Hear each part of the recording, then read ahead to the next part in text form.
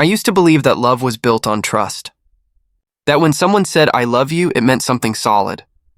But lately, every time Lena said it, something in her eyes didn't match her voice.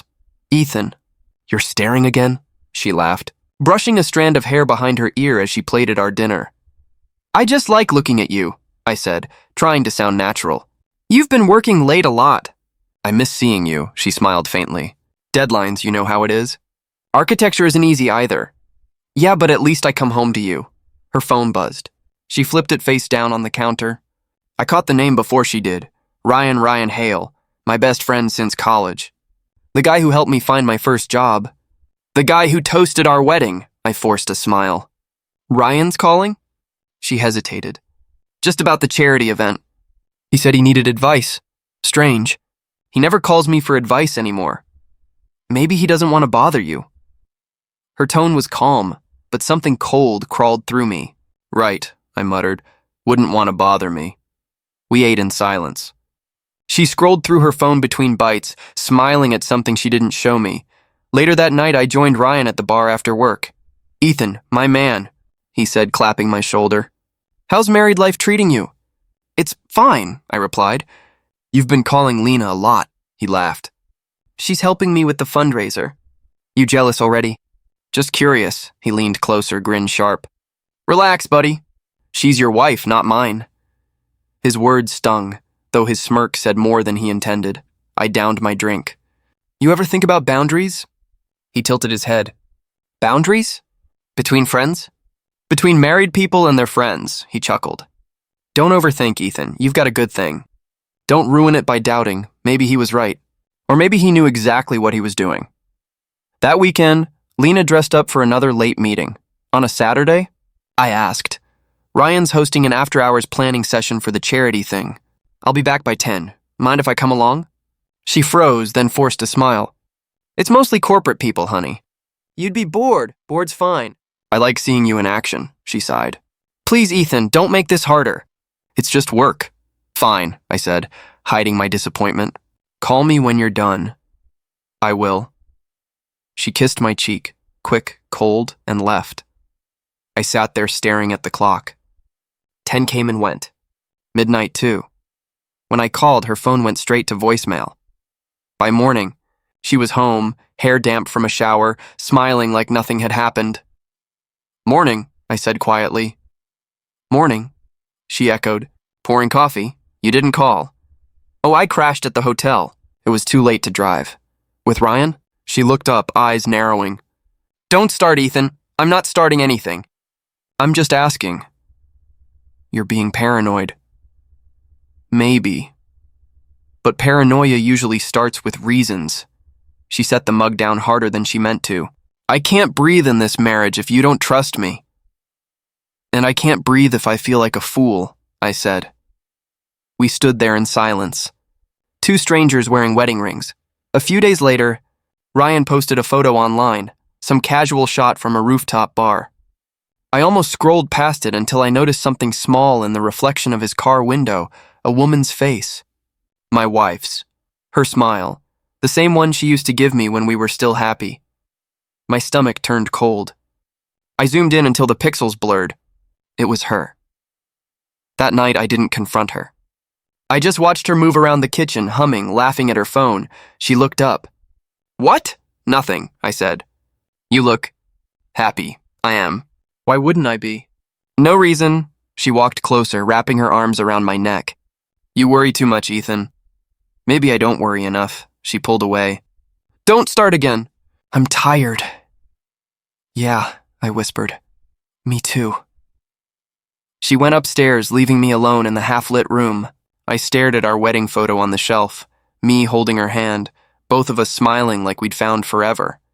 Now I knew what that smile really meant. It wasn't love. It was a lie waiting to surface, and the worst part? I still loved her anyway. I couldn't ignore the signs anymore. The late nights, the silences, the way she smiled at her phone and hid it the moment I entered the room. That evening, she was sitting on the couch, scrolling, laughing softly. I stood in the doorway, hands in my pockets, trying to calm the storm building inside me. "Lena," I said quietly, "who keeps you smiling like that?" She didn't even look up. Just memes, Ethan. Memes don't make you blush. She froze just for a second. You're being ridiculous. Maybe, I said, stepping closer. But I remember when you used to smile like that for me. She sighed. You're starting again. I just want to know what's going on. Nothing's going on, she snapped. Can I have a life outside you? You can, but not one that hides behind locked screens and late meetings. Her eyes narrowed. Are you checking my phone now? I don't have to, I said. It lights up enough times for me to notice. Right then, her phone buzzed again. The screen lit up. Ryan. My chest burned. So it's true. She grabbed the phone quickly. It's work. Don't lie to me. Her voice went low. Lower your tone. I'm done lowering anything, especially for a man who was supposed to be my best friend. Her lips parted, but no words came. That silence was worse than a confession. How long? I asked. She looked away. Ethan, please don't. How long, Lena? Her shoulders trembled, but when she turned back, her voice was calm, cold. 3 months. I felt something collapse inside me. 3 months, I repeated, like I was trying to understand the language of betrayal. Was it worth it? She crossed her arms. You wouldn't understand. Then make me understand. She hesitated, then said, He gives me what you never could. I stared at her. What's that supposed to mean? Stability, she said softly. Security. Ryan doesn't chase dreams, he builds them. I almost laughed. You mean money. Her silence answered for her. I took a step back. So you traded love for comfort, she looked at me sharply. Love doesn't pay the bills, Ethan. I didn't know you married me for a salary. She flinched, but her pride kept her steady. You were always chasing something, ideas, plans, promises. Ryan lives in reality. I built everything for us, I said, my voice shaking. Every plan, every late night, every sacrifice, I did it for you. I didn't ask you to. That hit harder than a slap. You didn't have to, I whispered. You just had to stay. I was tired of waiting, she said. Tired of watching other people move forward while we stayed stuck.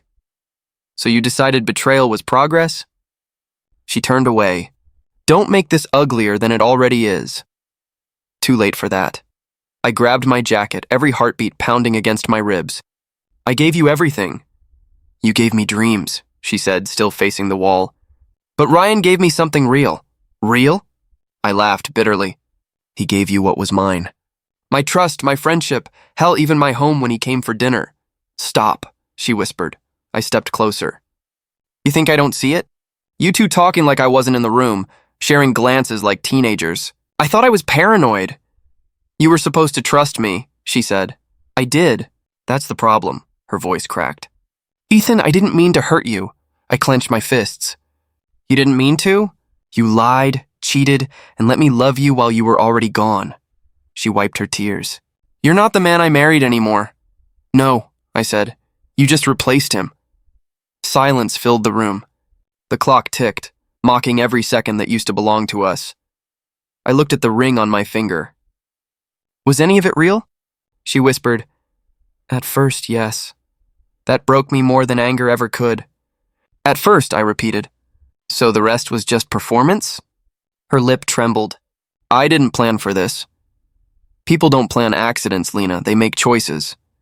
She looked down, whispering, I'm sorry. Don't be, I said. You killed something that can't be revived. I turned toward the door, heart heavy. Where are you going? She asked. To remember who I was before you lied. Her voice softened. You'll regret leaving, I stopped. You already made sure of that. I stepped outside. Rain poured from the sky, cold and merciless. The streetlights blurred as I walked with no direction, no plan, just pain. Each drop felt like punishment, washing away the man I used to be. Behind me, the door shut.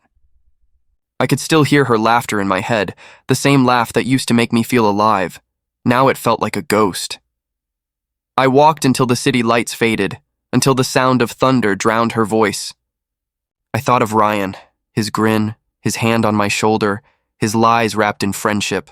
My fist clenched again. I wanted to punch him, to break something, to scream. But I couldn't. All I could do was keep walking. I looked at my reflection in a shop window. Wet, Hollow, broken. This is the night it dies, I muttered. The truth, the love, all of it. Somewhere deep inside, something darker started to breathe. Not hate, something quieter. A silent fury. The kind that doesn't shout. The kind that waits. The first night in my new apartment, silence was the loudest thing I'd ever heard. No laughter. No perfume in the air. Just the hum of the fridge and the sound of my own breathing. I sat on the floor, surrounded by boxes I didn't want to open. One photo of Lena and me lay face down beside an empty bottle. When the knock came, I almost didn't answer. "Ethan?" a familiar voice called. "Doors open," I muttered. Mark stepped in carrying takeout. "You look like hell." "Thanks," I said, half smiling. "I've been practicing," he glanced around. "So this is it? The new place?" "Yeah, cozy, right?" He raised an eyebrow. "Cozy's not the word I'd use. More like depressing." "Perfect match then," I said. He sighed. "You haven't been to work in a week. The firm's worried." "I'm fine." "You're drinking at noon, Ethan." "I said I'm fine." He sat across from me. "You're not." "Lena's not worth this," I laughed bitterly. "That's easy to say when it's not your heart on the floor." "Then pick it up," he said. "Don't let her win." "She already did." He leaned forward. "No, she didn't. She left, you didn't. That's the difference." I stared at the window, rain streaking down the glass. "She's with him now, isn't she?" Mark hesitated. "That's what people are saying." "So it's true." He nodded slowly. "They've been seen together, publicly." The air left my lungs like a punch. "Of course. Why hide now?" "Ethan, just don't. I don't want sympathy." He watched me in silence. "Then what do you want?" "I want to stop feeling like this." "Then do something about it." "What, move on?" "Start somewhere."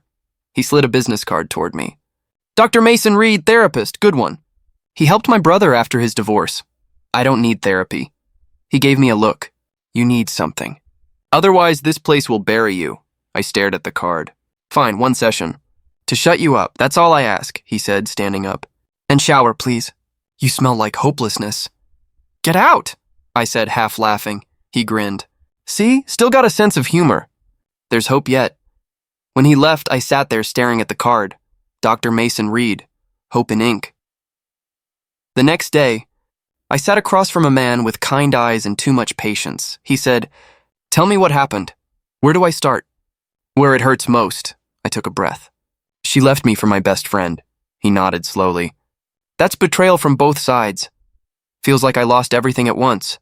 Do you want revenge?" I frowned. "Would it make me feel better?" He leaned back. "Not for long. What you need right now isn't revenge. It's survival." I looked down at my hands. "I don't even know who I am without her." "Then maybe it's time to find out," he said. "Not for her, not for Ryan, for you."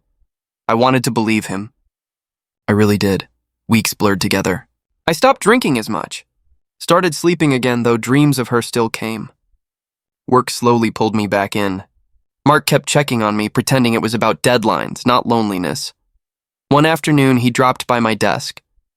"You hear the news?" "What now?" "Lena and Ryan moved in together." The words hit like glass shattering. "Already?" "Yeah, fast, even for them." I forced a smile. "Good for them." "You don't mean that." "I don't need to." He looked at me carefully. "You okay?" "I will be," I said. And for once, I almost believed it. That night, I came home to another quiet evening. Same hum of the fridge. Same half-empty bottle on the counter. My phone buzzed. Unknown number. "I'm sorry to reach out like this. I think we should talk." Clara Hale. I froze. Clara. Ryan's wife. I stared at the screen, heart thudding. Why would she want to talk to me? I typed back, "Why?" Her reply came quick. "Because I know how it feels to be replaced." I exhaled. Long and shaky, for the first time in weeks. My pulse wasn't heavy with anger. It was curiosity. Maybe, just maybe, someone finally understood. I looked around the small apartment. Boxes still unopened, walls still bare, empty, yes. But maybe not for long. When I walked into the cafe, I wasn't sure what I expected. Awkward silence, maybe hostility. Instead, Clara smiled faintly, like someone trying not to break. "Ethan?"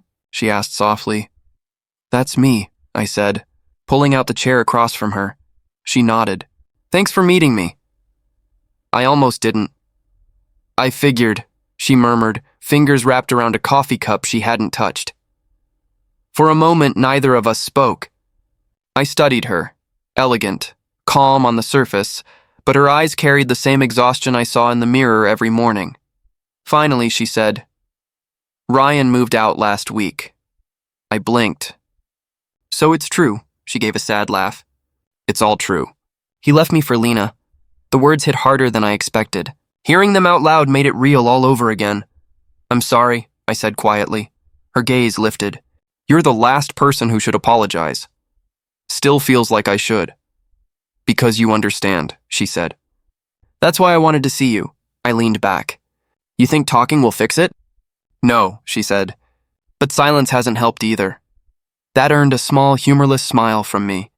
"Fair point," she hesitated. "Can I ask? When did you find out?" "A few weeks ago." She said she was working late. I believed her. Her lips tightened. "Ryan used to come home smelling like someone else's perfume." I told myself it was nothing. "Funny how we both ignored what was right in front of us," I said. "Not funny," she whispered. "Just tragic." We both stared at the table, lost in the weight of what wasn't said. Then I asked, "What are you going to do now?" "Start over," she said. "Somewhere new. Maybe focus on my art again. You paint? Used to. Before I spent my life managing Ryan's chaos." I nodded slowly. "I get that. What about you?" she asked. "Still at the law firm?" "Trying to be," I said. "Some days I just stare at the screen, wondering if anything I do matters." "It does," she said softly. "You just forgot why." Her words lingered. No one had said anything like that to me since before Lena left. I asked, "You don't hate me for being part of all this?" She tilted her head. "Why would I?" "You didn't take anything from me." "They did," I exhaled, tension easing just a little. "Guess we're both the leftovers," she smiled faintly. "Maybe, or maybe we're the survivors." That made me laugh for the first time in weeks. Survivors. I like that better. Her eyes softened. Me too. We sat there for a while just breathing. The silence wasn't heavy anymore. It felt like shared understanding, two broken mirrors reflecting the same cracks. Eventually, she said, "Do you ever think about confronting them?" "All the time," I admitted. "Then I imagine their faces and suddenly I don't want to waste another second on them." "Exactly," she said. "They already took too much. So what do we do instead?" "Live," she said simply. "Better than them. Happier than them. That's the only revenge that matters." I stared at her, surprised by the strength behind her calm. "You really believe that?" "I have to," she said. "Otherwise I'll drown in bitterness. And I've done enough drowning." Her honesty hit deep. I nodded slowly. "Then maybe we help each other stay afloat." She looked at me for a long moment, then nodded. "I'd like that." A week later, we met again, same cafe, same corner table. She looked brighter this time, hair loose, smile easier. "You cut your hair," I said. "Needed a change," she replied. Felt symbolic. "I get that. And you?" she asked. "Still hiding in your apartment?" "Trying not to," I said. "Been showing up to work more?" "Talking to people again." "My therapist says it's progress." "Therapy?" She smiled. "Good for you." Mark forced me into it. "Smart friend. Annoying friend," I corrected. "But yeah, smart," she laughed softly. The sound eased something tight inside me. Then she said, "You know what I realized? They'll never get what we gave them." I frowned. "What do you mean?" "They'll have each other, sure, but not the loyalty we had. Not the trust. Once you cross that line, it's gone forever." I leaned in. "So they're together, but they'll never be whole." Exactly. For a second, I saw something fierce in her expression, like she wasn't just healing. She was reclaiming herself. "You're stronger than you think," I said. She smiled. "So are you." We walked out together after that, cool evening air brushing our faces. "Do you think we'll ever stop talking about them?" I asked. "Maybe not," she said. "But one day it won't hurt to." "I'd like that day to come soon." "It will," she said. "As long as we keep choosing to live." Something in her tone made me believe it. At the crosswalk, we paused. Streetlights reflected in her eyes, gentle, determined. She said, "Thank you for not treating me like a reminder." I couldn't if I tried, I said. You're more than that, her lips curved. Careful, Ethan, I might start to like you, I smiled back. Would that be so bad? Not at all, she said, stepping forward as the light turned green. Maybe it's exactly what we both need. I watched her walk ahead, and for the first time in months, the weight in my chest eased. It wasn't love. Not yet, maybe not ever. But it was something real. Two broken hearts beating in the same rhythm of survival. As I followed her across the street, I realized revenge didn't always have to destroy. Sometimes it rebuilt, and maybe that was the sweetest victory of all. When the call came, I almost didn't answer. This is Ethan Blake, I said, half asleep at my drafting desk. Mr. Blake, the voice replied, we've reviewed your proposal for the riverfront complex. Congratulations, you're our lead architect. For a second, I couldn't breathe. You're serious? Very. The board was impressed. We'll send over the contract today. When the call ended, I just sat there staring at my sketches.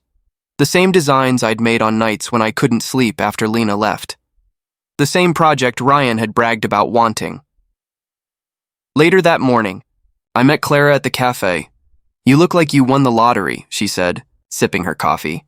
Close enough, I grinned. I got the riverfront project, her eyes widened. Ryan's dream project? Exactly that one. A slow smile spread across her face. You're kidding. I wish I were. Guess fate finally remembered my name. She leaned forward, excitement flickering in her eyes. That's huge, Ethan. You deserve this. Yeah, I said quietly. Feels good. More like poetic justice, she said. He loses what mattered most to him, and you rise. I chuckled. Karma's got a good sense of timing. Need help with designs? She asked, almost too casually. I studied her. You offering? She nodded. It's what I do best. Besides, working together might keep us both sane. Careful, I teased. You might regret that once the deadline's hit. I've handled worse. Like a husband who thought cheating made him interesting. That earned a genuine laugh from me. You're hired. Our first day at the new office felt different. The space was raw, unpolished, much like both of us. Open layout, I said, pacing across the empty room. We'll build from scratch, Clara set her sketchbook down. Then let's design something neither of them could ruin. Deal. We spent hours sketching. Arguing, erasing, laughing. The kind of collaboration that felt effortless. Move that angle, she said, pointing at my drawing. You mean ruin my masterpiece? Improve it, she corrected. I raised an eyebrow. You really like being right, don't you? Only when I am. Her confidence was disarming. Somewhere between blueprints and coffee cups, the silence that used to hurt became comfortable. By evening, our table was covered in sketches. She leaned back. You realize this design represents both of us? How so? You're building something new, she said softly. And I'm learning to trust again. Her words lingered in the air. I looked at her, really looked. And for the first time, I didn't see Ryan's wife or Lena's shadow. I saw Clara, a few weeks later. I overheard two colleagues whispering near the elevator. Ryan's firm lost the harbor contract. Yeah, rumor says investors pulled out after his debt scandal. I didn't say a word, but my pulse quickened. When I told Clara, she tilted her head. You're not gloating? No, I said, just satisfied. That's maturity talking. Or exhaustion, I replied. I've spent enough nights being angry. I'd rather just build, she smiled, than build something that makes them remember what they lost. Already working on it, one afternoon while finalizing renderings, she asked, Do you ever think they regret it? Lena and Ryan, I said. Maybe, but I stopped caring whether they do. She nodded slowly. Good, because people like them feed on reactions. Silence hurts more. You really believe that? I've tested it, she said with a faint smirk. I laughed quietly. You're dangerous. Only to men who underestimate me. Her words made something tighten in my chest. Admiration, maybe respect. Whatever it was, it reminded me how far I'd come from that night in the rain. A month later, the riverfront presentation arrived. Investors, executives, cameras, all waiting. As I stood before the massive model, I caught my reflection in the glass wall, calm, focused, Nothing like the man who once begged for love from someone who'd already chosen betrayal. When I finished speaking, the room erupted in applause. Clara whispered beside me. "You did it." "No," I said, smiling. "We did it." Later that night, we walked along the actual riverbank where the project would rise. "You ever think revenge could look this beautiful?" she asked, glancing at the water. "I didn't even notice it was revenge until now," I said. "I just wanted to prove I could stand again." "Standing looks good on you," she said. "Careful," I murmured. "Flattery might make me smile." She laughed. "Then it's working." The wind carried the city lights across the water, and for once the world didn't feel heavy. She said quietly, "Do you think they'll see this? The building, the press, everything?" "They will," I said.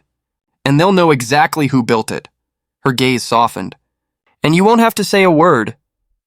Exactly. We stood there in silence, no bitterness, no hatred, just the quiet hum of victory that didn't need applause. For the first time, revenge didn't feel like fire. It felt like peace.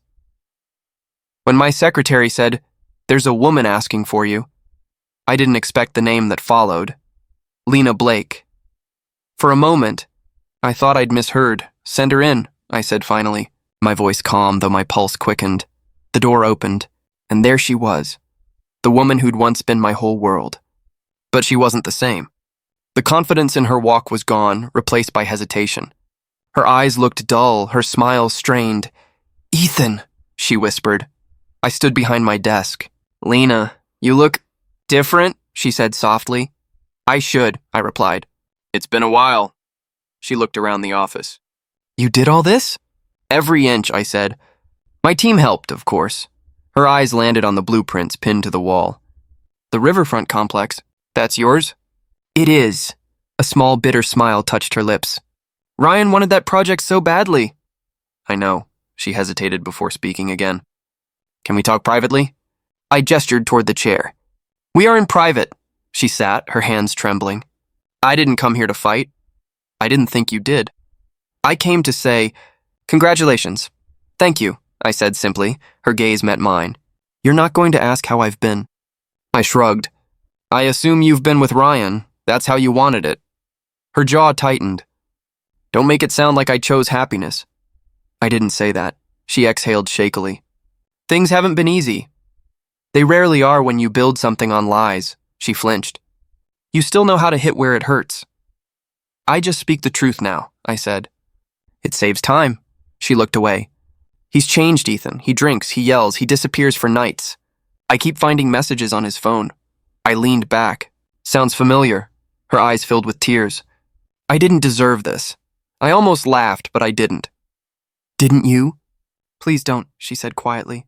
"You have every right to hate me, but I didn't think you'd be this cold." "I'm not cold," I said. "I'm healed." She stared at me, confused. "You really moved on?" "Yes." "How?" I stopped asking why and started building what I could control. Her lips trembled. "You always were stronger than me." "I just learned faster," I said. "Pain's a good teacher." The door opened slightly and Clara stepped in holding a folder. She froze when she saw Lena. "Oh," Clara said softly. Lena turned toward her, eyes narrowing. "You must be Clara." "Yes," Clara replied, polite but firm. "Can I help you with something?" Lena forced a smile. "Just catching up with my ex-husband." Clara glanced at me. "Do you want me to wait outside?" "No," I said. "You can stay." Lena's voice turned sharp. "You don't mind her hearing?" "I don't have secrets anymore." For a long moment, silence filled the room. Then Lena's tone softened again. "Ethan, I made mistakes. I see that now. I thought Ryan would give me stability, but all I got was loneliness. I told you once," I said, "love isn't built on comfort. It's built on trust." Her voice cracked. "Can we start over?" The question hung in the air like smoke. I looked at her. Really looked. At the woman who'd broken me, now crumbling under the weight of her own choices. Finally, I said, "You already did." With him, her face paled. "That's not fair." "It's the truth." She wiped her tears, trying to hold what little pride she had left. "You've changed." I had to. "Do you ever miss me?" No, I said honestly. I miss who I thought you were. She stood slowly, gripping her purse. I guess that's my answer. It always was, I said. She turned to leave, but paused at the door. Clara's lucky, she whispered. You're not the same man I left. Exactly, I said quietly. That's why she stays. When the door closed, Clara let out a long breath. Wow, yeah, I murmured. She looked destroyed. She is, Clara stepped closer. Does it make you feel better? I thought about it, then shook my head. No, it just makes me sad. Because you still care? Because no one wins when love turns into a war, I said softly. Clara touched my arm gently. You handled that with more grace than I could have. I wasn't always like this. I know, she said. That's why it matters more now. I gave a faint smile. Guess revenge isn't about shouting anymore. It's about silence, she nodded. And success. Yeah, I said. That too. Outside, through the glass wall, I saw Lena walking away, her reflection small against the city lights, her posture heavy with regret. For a moment, I almost pitied her. Then I remembered the night she laughed as I begged for answers. Now she knew what silence felt like.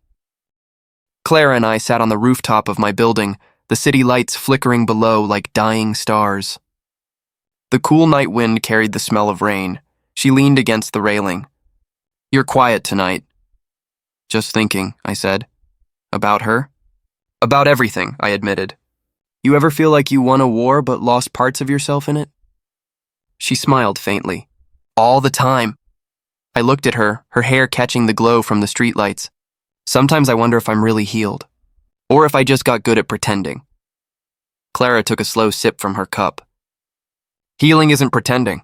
It's choosing peace over pain every day, even when it still hurts. Then I'm still learning, I said. You're allowed to. I hesitated. Clara, do you ever think we're together because we were both broken by the same people? She tilted her head. Maybe that's how it started. And now, she said softly, I think we're together because we both lost what we never needed. Her words hit something deep in me. You make it sound so simple. It is simple, she said. Just not easy, I reached for her hand. You're too calm for someone who's been through hell. I stopped waiting for apologies, she said. That's when peace started. A week later, news spread like wildfire. Ryan's company had collapsed. Fraud investigation, unpaid debts, clients pulling out. Mark stormed into my office. You heard? Yeah, I said quietly. Man, karma moves fast. Maybe, I said, flipping through my papers. Or maybe truth just caught up, he frowned. You don't sound happy. I'm not sure happiness is the right word. Come on, Ethan. After what they did. I don't need to celebrate someone else's fall, I said. That's not who I am anymore. He studied me for a moment. You've changed. That was the point. When he left, I sat back in my chair.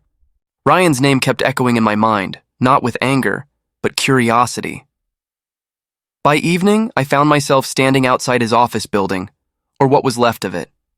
The sign had been removed, the doors chained. Across the street, a familiar voice called out, Ethan? I turned. Ryan stood there, thinner, paler, his suit wrinkled, his confidence gone. Didn't think you'd actually show up, he said weakly. I almost didn't. He gave a short laugh. Guess you came to see the mighty fall, huh? No, I said. I came to see the man who taught me what strength really means. He blinked, confused. You're serious? Yeah, I said. You showed me how easy it is to lose everything by lying. You showed me who not to become, his voice cracked. Ethan, I never meant for it to go this far. I loved her. Maybe you did, I interrupted. But love without honesty is just manipulation. He looked away, guilt etched into his face. Lena left me. I heard. She said I used her. That I was chasing your shadow, I sighed. Maybe you were, he rubbed his eyes. I ruined everything, man. I lost her, the company, my name. I can't even look at myself anymore. Then don't, I said softly. Start over instead, he stared at me. You're not angry? I was, I admitted. For a long time. But I learned something. Forgiveness doesn't mean they deserve it. It means I deserve peace, he swallowed hard. You really forgive me? I do, I said. But don't mistake it for friendship. I'm just done carrying the weight. Ryan's shoulders shook. You should hate me. I did, I said, and it almost destroyed me. So no, I won't waste what I rebuilt on hate. He nodded slowly, tears streaming down his face. I don't know how to make it right. Start by being honest with yourself, I said. The rest will follow. He looked up at me. You really came just to say that? I nodded. Goodbye, Ryan. As I turned to leave, he whispered, You're a better man than I'll ever be. I didn't respond. He didn't need me to. That night, Clara and I sat by the fireplace in my apartment. She glanced at me. You saw him, didn't you? I did. And? He's broken. Did it feel good? No, I said. It felt heavy. She nodded slowly. Forgiveness usually does, I smiled faintly. You always know the right thing to say. Because I've had to learn it the hard way. I turned toward her. I don't want us to be two people who bonded over pain. I want us to be two people who found peace through it. She smiled softly. Then let's keep building. Together? Always. I leaned back, watching the flames dance. You ever wonder where Lena is now? Probably searching for the next person to fill the emptiness she never faced, Clara said quietly. I nodded. Maybe, but she's not my concern anymore. Clara rested her head on my shoulder. That's the sound of freedom. Freedom feels strange, I admitted. It's supposed to, she said. You've been carrying ghosts for too long, I looked at her. And you? I stopped carrying mine when I met you, she said with a small smile. Something inside me settled. Not the rush of revenge, but the calm of release. Outside, the city lights shimmered against the dark sky. For the first time, I didn't see reminders of what I'd lost. I saw everything I'd rebuilt, Clara whispered. Do you regret forgiving him? No, I said. Forgiving him was for me, not for him, she nodded. Then you finally understand, I smiled, closing my eyes. Yeah, I think I do. And in that moment, I realized the weight I'd carried for years had finally lifted. Forgiveness didn't make me weak. It made me free. Morning sunlight poured through the windows, painting the living room in soft gold. Clara hummed quietly as she watered the plants, her hair messy, her smile effortless. The smell of fresh coffee filled the air. I leaned against the doorway, watching her. You're up early again, she turned, grinning. Somebody has to keep the plants alive. You're terrible at it. I built this house, I said. You just decorate it. Without me, you'd live in a museum, she teased. Without you, it would still be empty. Her expression softened. You still say things like that after all these years? I mean every word. She walked over and pressed a mug into my hand. Then drink before you ruin the moment. I took a sip and smiled. Perfect as always. I should record that, she laughed. You never say that about my cooking.